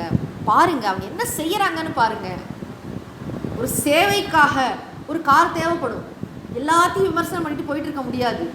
இப்போ வந்து என்ன சேவை பண்ணுறாங்க, ஒரு நாளில் 24 மணி நேரத்தில் அவங்க என்ன செய்கிறாங்க, அந்த துறவி என்ன விதமான செயல்களில் ஈடுபடுகிறார், அவருடைய வாழ்க்கை முறை எப்படி இருக்குன்னு போய் பாருப்பா. வெளியில இருந்து சும்மா அவர் வந்து 1 மணி நேரம் பேசுறதை வச்சு டிசைட் பண்ணாத. Go, if you are really seriously interested, போய் பாரு, அவங்க ஆசிரமத்துக்குள்ளேயே போய் பாரு. இது பண்ணுறதுக்காக இல்லை, நம்ம வந்து தவறான நோக்கத்தோடு அவங்களை ஏதாவது குறை கண்டுபிடிக்கணும் அந்த மாதிரி இல்லை, கிரிட்டிக்கலாக இல்லை. பொதுவாகவே தெரிந்து கொள், அவர்கள் என்ன விதமான வாழ்க்கை வாழ்கிறார்கள் என்று தெரிந்து கொள். ரொம்ப அருமையான ஒரு சம்பவம் நினைவுக்கு வருகிறது. சுவாமி சின்மயானந்தர் ஜேர்னலிஸ்டாக இருந்தார் இல்லையா, அவர் வந்து இந்த துறவிகள்லாம் வந்து தவறான ஒரு வாழ்க்கை வாழறாங்க அப்படின்றத எழுதுறதுக்காக சுவாமி சிவானந்தரை பார்க்குறதுக்கு ரிஷிகேஷ் போகிறார். அந்த ஆசிரமத்தில் போய் கொஞ்சம் அவர் இன்டர்வியூலாம் எடுத்து ஏதோ ஒன்று தப்பாக எழுத போகிறார், அதுக்கு தான் போகிறார். ஆனால் சுவாமி சிவானந்தரால் இவர் ஆட்கொள்ளப்படுகிறார், அப்படியே மாறிடுறார். அந்த பாலகிருஷ்ண மேனன்கிறவர் ரொம்ப அழகாக இருக்கும். நீங்கள் சிவானந்தர் சுவாமி சின்மயானந்தரோட பயோபிக் கூட இருக்குது, நீங்கள் பார்க்கலாம் யூடியூப்பில். ரொம்ப அருமையான ஒரு வாழ்க்கை. அப்போது பாலகிருஷ்ண மேனனாக இருந்தபோது பூர்வாசிரமத்தில் சுவாமி சின்மயானந்தர் ஸ்மோக் பண்ணுவார். ஜேர்னலிஸ்ட் அந்த காலத்து இல்லையா, அவர் வந்து ஸ்மோக் பண்ணுறார் அப்படின்னு வந்து சொல்கிறாங்க சுவாமி சிவானந்தர்கிட்ட. சுவாமி சிவானந்தருக்கு இவரை பார்த்தாலே தெரியும், இவரோட என்ன ஆக போகிறாருங்கிறது தெரிஞ்சிருக்காதா சிவானந்தருக்கு. வந்து பெரிய சாது தான், ஆனால் இப்போ இப்படி இருக்கார் அப்படிங்கிறது சிவானந்தருக்கு படிக்க முடியும், ஏன்னா பெரிய யோகி அவர் சுவாமி சிவானந்தர், ரிஷிகேஷ் சிவானந்தர். அப்போ வந்து இவர்கிட்ட வந்து சொல்கிறாங்க, சுவாமி அந்த ஜேர்னலிஸ்ட் வந்து ஸ்மோக் பண்ணுறாரு. அப்படியா, இன்னும் 2 பேக்கெட் வாங்கி கொடு அப்படின்றார். ஏன்னா தெரியும் இதெல்லாம் நிற்க போகுது, கொஞ்ச நாள் கழிச்சு ஒரு பெரிய சுவாமி ஆக போகிறார், ஆயிரக்கணக்கான பேர் ஃபாலோவர்ஸாக வரப்போகிறாங்க என்பது சுவாமி சிவானந்தருக்கு தெரியும். ஆக இவர் போனது எதுக்காகங்கிறதுக்கு சொல்கிறேன். சுவாமி சிவானந்தர்கிட்ட ஏதோ குறை கண்டுபிடிக்கணும்னு போய் he came, he saw, he got கான்கர்டுவாங்களே, அது மாதிரி இவர் சென்றார், பார்த்தார், வெல்லப்பட்டார். அதுக்கப்புறம் தப்போவன் மகாராஜ்கிட்ட போனார், படித்தார். அதெல்லாம் ரொம்ப அருமையான ஒரு சரித்திரம் சுவாமி சின்மயானந்தரோடு. நம்மளாம் படித்தா அந்த மாதிரி சரித்திரங்களை படிக்கணும். அந்த மாதிரி வாழ்க்கை, என்ன போராட்டம், என்ன இது, என்ன தூய்மை, என்ன சத்தியத்துவம், என்ன இன்டெகிரிட்டி, உள்ளம் புறமை எப்படி இருக்கா, சுவாமிஜி எப்படி இருந்திருக்காங்க, அதெல்லாம் பார்க்கணும் நம்ம. ஆக இந்த குறளில் என்ன சொல்கிறாரா, வெறும் புறத்தோற்றத்தை வச்சு மயங்காதப்பா, யாரை பார்த்தாலும் அவங்களுடைய செயல்கள் என்னன்னு பாரு, இங்கே என்ன மாதிரி ஆக்டிவிட்டீஸ் பண்ணுறாங்கன்னு பாரு, என்ன நோக்கத்தோடு பண்ணுறாங்கங்கிறதையும் புரிந்து கொள். அதுக்கப்புறம் நன்றாக நீ வந்து அவர்களை இதெல்லாம் வந்து தெரிந்து தெளிதல் மாதிரி ஒருத்தரை வந்து வரம் தானே, தேர்ந்தெடுக்கிறோம் தானே, வந்து ஒருத்தங்கிட்ட போகிறோம், அவங்க ஃபாலோவராக போகிறோம் அப்படின்னு சொன்னால் அவங்களோட இதெல்லாம் நம்ம பார்க்கணும். கண்மூடித்தனமாக எதையும் செய்ய வேண்டாம் வாழ்க்கையில். அதாவது இன்றைக்கி குருமார்கள் நமக்கு ரொம்ப தேவை. இந்த சந்தர்ப்பத்தில் இதையும் சொல்கிறேன் நான் வந்து, அதாவது நம்ம எல்லாரும் நினச்சிக்கிறோம் வந்து எனக்கு வந்து குருவே வேண்டாம், மகா பெரியவர் தான் எனக்கு குரு, ரமண மகர்ஷி தான் எனக்கு குரு அப்படின்னு சொல்லிட்டு நிறைய பேர் வந்து ஃபாலோ இது பண்ணுறாங்க. தப்பு கிடையாது, இன்ஸ்பிரேஷனாக எடுத்துக்கலாம். ஆனால் சுவாமிஜி எப்பயும் சொல்லுவார், எப்போ நம்ம வந்து இப்போ உடம்பு சரியில்லைன்னா உயிரோடு இருக்கிற ஒரு டாக்டர்கிட்ட போய் வைத்தியம் பார்த்துக்கிற மாதிரி உயிரோடு இருக்கின்ற ஒரு குரு நமக்கு வேண்டும். மகாபெரிவரின் அருள் வேண்டும், இன்ஸ்பிரேஷன் வேணும். அவங்கள்ட்ட தான் பிரார்த்தனை பண்ணி எனக்கு ஒரு குருவை காட்டு அப்படின்னு பிரார்த்தனை பண்ணிக்கொண்டு இன்றைக்கி நமக்கு எழுகின்ற பிரச்சனைகளுக்கெல்லாம் கூட நமக்கு தீர்வு வந்து இதுதான் சம்பிரதாயம்னு பேர். அடுத்தடுத்த குருமார்கள்ட்ட போய் கேட்குறது, அதை வந்து ஒன்றும் தவறு கிடையாது. நமக்கு எப்படி வந்து அதுக்காக டாக்டரோட ஃபோட்டோவை வச்சு பூஜை பண்ணி எனக்கு என்ன மருந்து சொல்லுங்கன்னு கேட்போமா? இன்றைக்காவது கேட்க மாட்டோம்ல. உயிரோடு இருக்க ஒரு டாக்டர்கிட்ட போய் நம்ம உடல் நோய்க்கு மருந்து கொள்வது போல் இந்த வந்து உயிருக்கு பிடிச்ச நோய், இது வந்து நம்ம மனசில் இருக்கிற நோய், துன்பம், இது நீங்கணும்னு சொன்னால் இன்றைக்கி உயிரோடு இருக்கிற ஒரு குரு கிட்ட தான் நான் போகணும். அந்த குரு எப்படிப்பட்டவராக இருக்க வேண்டும்? அவருடைய செயலால் பார், உருவத்தால் பார்க்காது. சில பேர் பார்க்க இம்ப்ரெசிவாகவே இருக்க மாட்டாங்க, ஆனால் அவ்வளவு அருமையான ஒரு வாழ்க்கை வாழ்ந்துட்டு இருப்பாங்க. வியாசர் கூட அப்படி சொல்கிறாங்க, வியாசர் கூட கூட தேஜஸாகம்பாங்க. அதாவது பார்க்குறதுக்கு ரொம்ப இம்ப்ரெசிவாக இருக்க மாட்டாராம் வியாசர். ஆனால் வியாசர் இந்த உலகத்திற்கு செய்த நன்மை வேறு யாருமே செஞ்சுருக்க முடியாது இல்லையா? எவ்வளோ பெரிய விஷயம். இந்த 5ஆம் வேதம் மகாபாரதத்தை கொடுத்தார், 18 புராணங்கள் வேதத்தை பகுத்தார், அவ்வளோ வேலை பண்ணியிருக்காரு. வியாசரால் சொல்லப்படாத விஷயம் உலகத்தில் இல்லை அப்படின்னே சொல்லுவாங்க. ஆனால் பார்க்க பெரிய இம்ப்ரெசிவ் பர்சனாலிட்டி கிடையாது. அதை வச்சு நம்ம டிசீவ் ஆகிடக்கூடாது. பார்க்க ரொம்ப இதுவாக இல்லை, அவங்க பார்க்க ரொம்ப சாதாரணமாக இருக்காங்க, இது இங்கே எடுபடாது. பார்க்க ரொம்ப கம்பீரமாக இருந்தாலும் சரி, சாதாரணமாக இருந்தாலும் சரி, பேச்சு சில பேருக்கு ஃப்ளோ அப்படியே வாயை திறந்தால் அப்படி கொட்டும். இங்கிலீஷ் என்ன, சம்ஸ்கிருதம் என்ன, அதுலேயும் மயங்க வேண்டாம். அவங்க செயலை போய் பாருங்கள். அவங்க 1 மணி நேரம் கிளாஸ் எடுத்துகிட்டு மிச்ச நேரம் என்ன பண்ணுறாங்கன்னு பாருங்கள். வினைப்படு பாலால் குழல். அடுத்த தலைமுறையை உருவாக்குறாங்களா? இது மாதிரி நிறைய இன்னும் ஆச்சாரியர்கள் வரணும், அவங்களுக்கெல்லாம் நல்ல பாடம் சொல்லி கொடுத்து நன்றாக அடுத்த ஜென்ரேஷன் நன்றாக எல்லாருக்கும் இதுக்காக புஸ்தகங்கள் அதுலேயே நிஷ்டையாக இருக்காங்களா, இல்லை வேறு என்ன அஜெண்டா இருக்குது அவங்களுக்கு, இதெல்லாம் பார்க்கணும். நம்ம எல்லாரையும் பார்த்து ஸ்டடி பண்ணுறது நம்ம வேலை இல்லைன்னா, யாரோ ஒருத்தரை நம்ப போகிறோன்னு சொன்னால், யாரோ ஒருத்தர் நமக்கு ரொம்ப பிடிச்சிருக்குன்னு சொன்னால் கவனம் அப்படின்னு திருவள்ளுவர் சொல்கிறார். நம்மளும் இப்படிப்பட்ட ஸ்பிளிட் பர்சனாலிட்டியாக இருக்கக்கூடாது என்ற குறிப்பும் இதில் கிடைக்கிறது. ஒருவன் செய்யும் செயலே அவன் எந்த ஒழுக்கம் உடையவன் என்பதை காட்டும். செயல்லேருந்து ஈஸியாக நம்ம அனுமானம் பண்ணிக்கலாம். ஒழுக்கத்தை இப்படி தான் அறிஞ்சிக்க முடியும், வேறு எப்படிப்பா அறிய முடியும் அப்படிங்கிறார் திருவள்ளுவர். கடைசி குறள், மழித்தலும் நீட்டலும் வேண்டா உலகம் பழித்தது ஒழித்து விடின். ரொம்ப தவறாக பொருள் கொள்ளப்படுகின்ற பல குறட்பாக்களில் இதுவும் ஒன்று. இதனால் திருவள்ளுவரே சொல்லிட்டார், மழித்தலும் நீட்டலும் வேண்டா அப்படின்னு சொல்லிட்டாரு. அல்ல சன்னியாசம்லாம் பற்றி திருவள்ளுவர் ஒன்றும் சொல்லலை, அப்படி இல்லை. இங்கே ரொம்ப முக்கியமான ஃப்ரேஸ், இந்த 7 வார்த்தைகளில் ரொம்ப முக்கியமான 4 வார்த்தை என்னென்னா, உலகம் பழித்தது ஒழித்து விடின். இதுதான் அண்டர்லைன் பிராக்கெட், மேற்கோளுக்குள்ளே இதுக்குள்ளே போட்டுக்கணும். உலகம்னா பெரியோர்கள், அறிவிலும் ஒழுக்கத்திலும் சிறந்த பெரியவர்கள். உலகம் என்ற வார்த்தைக்கு திருக்குறள் முழுக்க இதான் அர்த்தம். உலகம்னா யாரோ தெருவில் போகிறவன் குப்பன் சுப்பன் கிடையாது, யாரோ கிடையாது. அறிவிலும் ஒழுக்கத்திலும் சிறந்த பெரியவர்களுக்கு தான் உலகம்னே பேர். உலகம் என்பது உயர்ந்தோர் மேற்றே.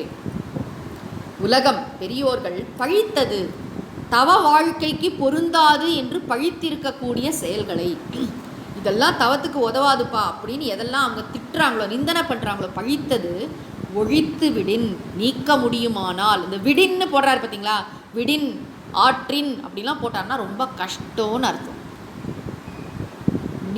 நீக்க முடியுமானால் அப்படின்னா என்ன அர்த்தம்? நீக்கிறது ரொம்ப கஷ்டம், ஜாக்கிரதை, கவனம். ஒழித்து விடின் மழித்தலும் நீட்டலும் வேண்டா. மழித்தல்னா என்ன? மொட்டை அடிச்சுக்கிறது. நீட்டல்னா ஜடை போட்டுக்கிறது. அந்த காலத்தில் ஜடாபாரம் போட்டுப்பாங்க, வேண்டா, தேவையில்லை. நீ வந்து ரொம்ப முக்கியம் என்னென்னா, இங்கே இந்த 2ல் எது ரொம்ப முக்கியம்னா, உலகம் பழித்தது ஒழித்து விடு. என்ன வாழ்க்கை முறையில் வேணாலும் இருப்பா, நீ தலையை மொட்டை அடிச்சுக்கிற சம்பிரதாயத்தில் இரு, இல்லை ஜடாபாரம் போட்டுக்கோ, என்ன வேணால் போட்டுக்காமல் இரு, அதெல்லாம் மேட்டர் கிடையாது.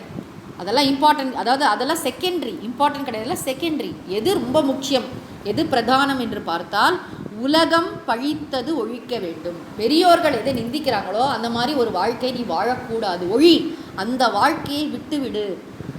இன்றைக்கி பார்த்தீங்கன்னா ஸ்மார்ட் ஃபோன் இருக்குது, என்ன கன்றாவி எதை வேணாலும் வந்து சுவாமிஜியே சொல்லுவாங்க, துறவிகள்லாம் பார்க்க தேவையில்லாத பார்க்கக்கூடாத விஷயங்கள்லாம் கூட டக்குன்னு பார்த்தீங்கன்னா ஒரு அட்வர்டைஸ்மெண்ட்டில் வரும், ஏதோ பலவிதமான டிஸ்ட்ராக்ஷன்ஸ். இப்போ ஃபோன் விஷயத்தில் கூட எவ்வளோ கவனமாக இருக்க வேண்டியிருக்கு ஒரு துறவி வந்து. அதனால தான் நிறைய இதில் பார்த்தீங்கன்னா ஃபோன் யூஸ் பண்ண வேண்டாம், எங்கே தேவையான, எனக்கு தெரிஞ்சு நிறைய இல்லை, ஒரு சில துறவிகள் ஃபோனே இல்லை, ஒரு சாதாரண டப்பா ஃபோன் கூட இல்லாத துறவிகள்லாம் எனக்கு தெரியும் இருக்கு. சந்தோஷமாக இருக்காங்க, ஆனந்தமாக இருக்காங்க, இதே உலகத்துலாம் வாழ்ந்துட்டுருக்காங்க. டிஜிட்டல் ஃபாஸ்டிங் அப்படின்லாம் சொல்கிறாங்க.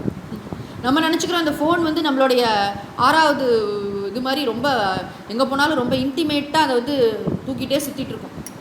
ஆனால் இந்த ஃபோனுங்கிற ஒரு விஷயம் மூலமாக உலகம் நமக்குள் நுழைகிறது இல்லையா?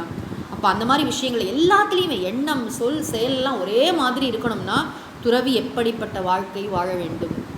துறவிகளோட பழகி பார்த்தா தான் இதுவும் தெரியும். நம்ம கூட சாதாரணமாக பேசிகிட்டு இருக்காரு, எனக்கு திடீர்னு பார்த்தீங்கன்னா 6 மணி ஆச்சுன்னா பிரார்த்தனை நேரம். ஒரு துறவியோட காரில் போகும்போது டக்குன்னு வந்து பேசிகிட்டே இப்போ பிரார்த்தனை டைம் ஆகிடுச்சு, ஆரத்தி டைம் ஆகிடுச்சு அப்படி சொல்லுவாங்க. மைண்டெல்லாம் பார்த்தீங்கன்னா அவங்களுக்கு வந்து அவங்களுடைய லைஃப் ஸ்டைலில் அப்படியே பழகி ஒரு சம்ஸ்காரம் ஆயிருக்கிறதுனால நம்ம கூட சாதாரணமாக பேசுகிறாங்களே நம்ம நினச்சிட முடியாது. துறவு என்பது அவ்வளவு ஆழமான ஒரு ஒழுக்கம், மனசில் அப்படி அவங்க பெரியவங்க அதிருஷ்ட சக்தியோடு விதைத்திருப்பார்கள். அவங்க குருமார்கள் வந்து அப்படி காப்பாற்றுவாங்க அவங்கள. இங்கே தான் குரு வேணும். குரு ஒரு மனசில் ஒரு தப்பான எண்ணம் வந்தால் கூட குரு வந்து நம்மளை பிடிச்சி இழுத்துட்டு வந்து சரி பண்ணுவார். அந்த மாதிரி நம்ம பிரார்த்தனை பண்ணிக்கணும் குருக்கிட்ட வந்து. இப்போ ரொம்ப கவனமாக இந்த உலகத்தில் வாழ வேண்டியது இருக்குது. ஏன்னா இந்த வெளியில் வந்து எப்படி என்ன விஷயம், என்ன டிஸ்டர்பன்ஸ் நம்ம மனசில் எப்போ நுழையும்னு சொல்ல முடியாது. ரொம்ப ரொம்ப ஹானஸ்ட்டாக இது நமக்கு மாத்திரமே தெரிஞ்ச ஒரு விஷயம், நம்ம மனசுக்கு தான் தெரியும். தன்னெஞ்சறிவது பொய்யற்க. அதனால எதனால ஒரு தாட் வந்து சுவாமிஜி எப்பயும் சொல்கிறார், முதல் எண்ணம் நம்மளோட கையில் இல்லை. நம்மளே வந்து ஃபோன்லாம் பார்க்கல, சும்மா தான் உட்காந்துருக்கோம். ஆனால் நம்ம மனசில் ஒரு கெட்ட எண்ணம் வருதுன்னு வச்சுக்கோமே, அந்த எண்ணம் வந்து நம்ம கண்ட்ரோலில் இல்லை, ஏதோ ஒரு வாசனைனால வருது. ஆனால் அது கூட நம்ம ட்ராவல் பண்ணுறோம்ல, அடுத்த எண்ணம் அது நம்ம கையில் இருக்குது. அந்த எண்ணம் வந்த உடனே கட் பண்ணணும். அதுக்கு தான் அந்த முடியை வந்து மொட்டை அடிக்கிறது எதுக்கு தெரியுமா? அந்த ஆசைகள்லாம் இந்த உலகத்தில் இருக்கிற ஆசைகள்லாம் விடுகிறேன்னு சொல்லி தான் தலையிலேருந்து சாமிஜி சொல்லுவாங்க. கடைசி ஒரு 6 முடி இருக்குமா, அதெல்லாம் குருவே பிடுங்குவாராம் சீடனோட தலையிலேருந்து. அது வந்து துறவரத்தில் வந்து அது ஒரு சடங்கு. ஆசை, கோபம், பொருட்பற்று, பகுத்தறிவின்மை, அதாவது மயக்கம்னு சொல்கிறோமே அது, கர்வம், பொறாமை, இது மாதிரி 6 நம்ம மனசில் இருக்கிற 6 அழுக்குகள், மாசுகள்லாம் நீங்கணும். அது மாதிரி எல்லாத்தையும் வந்து 3 இது பண்ணுறது இருக்குது. அது மாதிரிலாம் முடியை வந்து குருவே எடுப்பார். வந்து ஈவன் ஜைனர்கள்லாம் அது மாதிரி வந்து அவங்களே பிடுங்குற ஒரு பழக்கம் இருக்குது இல்லையா? வந்து இதெல்லாம் எதை காட்டுறதுன்னா துறவு வாழ்க்கையை தான் காட்டுகிறது. அந்த இதெல்லாம் புறத்தில் நடக்கிற டிசிப்ளின்ஸ் இதெல்லாம் தேவை. ஏன்னா அந்த ட்ரெஸ், இப்போ டாக்டரோட ஒரு கோட் போட்டால் தான் டாக்டர். அந்த உடை வந்து ஒரு விதமான ஒரு டிசிப்ளினை கொடுக்குங்கிறதுல 2ஆம் கருத்துக்கு இடமே இல்லை. ஆனால் அந்த உடையை காட்டிலும், தலையை மொட்டை அடிக்கிறத காட்டிலும், ஜடை வளர்க்குறத காட்டிலும் ரொம்ப முக்கியம் என்ன அப்படின்னா உலகம் பழித்தது ஒழித்தல். பெரியோர்கள் தவ வாழ்க்கைக்கு பொருந்தாது என்று பழித்திருக்கக்கூடிய செயல்களை புறத்தில் செய்ய மாட்டார். வெளியில் வந்து எல்லாருக்கும் முன்னாடி ஒரு நல்ல ஒரு இது வச்சுருக்காரு, ஒரு இமேஜ் க்ரியேட் பண்ணி வச்சுருக்காரு. உள்ளே செய்யக்கூடாது, ஒழித்து விடுன்னா கம்ப்ளீட்டாக உள்ளும் புறமும் ஒரே மாதிரி க்ளீன் ஸ்லேட்டாக அந்த பர்சன் இருக்கணும். நாம் அப்படிப்பட்ட, ஒருவேளை நாம் துறவியானால் அப்படிப்பட்ட வாழ்க்கையை தான் நாம் வாழ வேண்டும். திருவள்ளுவர் எவ்வளோ அழகாக குறிப்பு கொடுக்குறாரு பாருங்க. மற்றவர்களையும் நம்ம மற்ற யாரை சார்ந்து போகிறோமோ அவர்களை பற்றி தெரிஞ்சுக்கவும் ஒரு வாய்ப்பு. நம்மளும் இது மாதிரி தவறான விஷயத்தில் விழுந்துடக்கூடாது. என்ன முக்கியம்? இறைவனை பற்றி கொள்ளுதல் மிக முக்கியம். இறைவன், குரு, சாஸ்திரங்கள், பக்தி, ஞானம், வைராக்கியம், சத்சங்கம், முக்கியமாக சத்சங்கம், நல்லோருடன் சேர்ந்து இருத்தல். ஏன்னா எல்லாமே நம்மளே படித்து தெரிஞ்சுக்க முடியாது வாழ்க்கையில். சுவாமிஜி சொல்வார் ஒரு அழகான ஸ்லோகம், அதை சொல்லி நிறைவு பண்ணுறேன். அதாவது குருக்கிட்டேருந்து 1/4 பகுதி ஞானம்தான் வருமா. ஆச்சாரியாத் பாதம் ஆதத்தே. சிஷ்யனுக்கு வந்து தன்னுடைய அறிவுனால ஒரு 1/4 பகுதி வருமா. சிஷ்யஸ் பாதம் சிஷ்ய ஸ்வமேதயா பாதம் சப்ரம்மச்சாரிபியா. கூட படிக்கிறவங்க கிட்டேருந்து 1/4 பகுதி ஞானமும், பாதம் காலக்கிரமேணச்ச, காலப்போக்கில் தான் மீதி ஞானமும் வருமா. ஞானத்தை இது மாதிரி பிரிக்கிறாங்க. பிரம்மச்சாரிபியகான கூட பழகிறவங்க, யார் கூடலாம் நம்ம பழகிறோமோ, நல்லார் இணக்கம், சத்சங்கம் மிக முக்கியம். சத்சங்கத்தில் இருந்தாலே நமக்கு இதெல்லாம் பாதி விஷயங்கள் நம்மளை பாதிக்கவே பாதிக்காது. திருவள்ளுவரே சொல்கிறார் ஒரு இடத்துல, மனநலம் நன்கு உடையவர் ஆயினும் சான்றோர் இனநலம் ஏமாப்புடைத்து. ஒருத்தர் பெரிய துறவி ஆயிட்டார், பெரிய ஞானியாக இருக்கார், அவர் தனியாக இருக்கலாமேனா அவருக்கும் சத்சங்கம் பாதுகாப்பு. எந்த நேரத்தில் பிசாசு வந்து நுழையும் சொல்ல முடியாது இல்லையா? அதனால் எல்லாருமே சத்சங்கத்தில் இருப்போமே. நமக்கு பெருசாக இன்ட்ரெஸ்ட் இல்லாமல் யாரோ ஒருத்தங்க நாராயணியம் படித்தா ஆசையாக போய் உட்காந்தோன்னு வச்சுக்கோங்களேன், நமக்கு இன்ட்ரெஸ்ட் வந்துடும் அதில். ரொம்ப நல்லா சொல்கிறாங்களே, ராமாயணம் சொல்கிறாங்களே, பாகவதம் சொல்கிறாங்களே, திருமுறை சொல்கிறாங்களே, தேவாரம் படிக்கிறாங்களே, பிரபந்தம் படிக்கிறாங்களே, என்ன அருமையாக இருக்குது, என்ன அருமையாக இருக்குது. அதில் மனசை பறி கொடுத்தோம்னா கடவுள் நம்மளை கைவிடவே மாட்டார். நம்மளை உத்தமமான அந்த துறவு வாழ்க்கையில், அகத்துறவில், புறத்துறவு வந்து கிடைக்குமா கிடைக்காதாங்கிறதுலாம் அவரவருடைய இது. மனசால் எல்லாரும் துறந்து தான் ஆகணும்.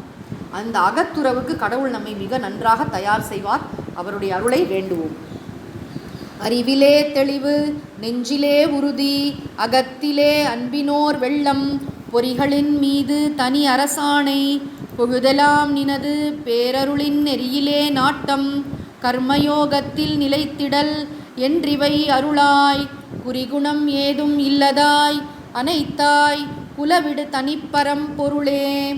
எண்ணிய முடிதல் வேண்டும் நல்லவே எண்ணல் வேண்டும், திண்ணிய நெஞ்சம் வேண்டும் தெளிந்த நல் அறிவு வேண்டும், பண்ணிய பாவமெல்லாம் பரிதிமுன் பணியே போல, நண்ணிய நின்முன் இங்கு நசித்திடல் வேண்டுமன்னாய். ஓதற்கு எளிதாய் உணர்தற்கு அரிதாகி, வேதப் பொருளாய் மிக விளங்கி, தீதற்றோர் உள்ளுதொறும் உள்ளம் உருக்குமே.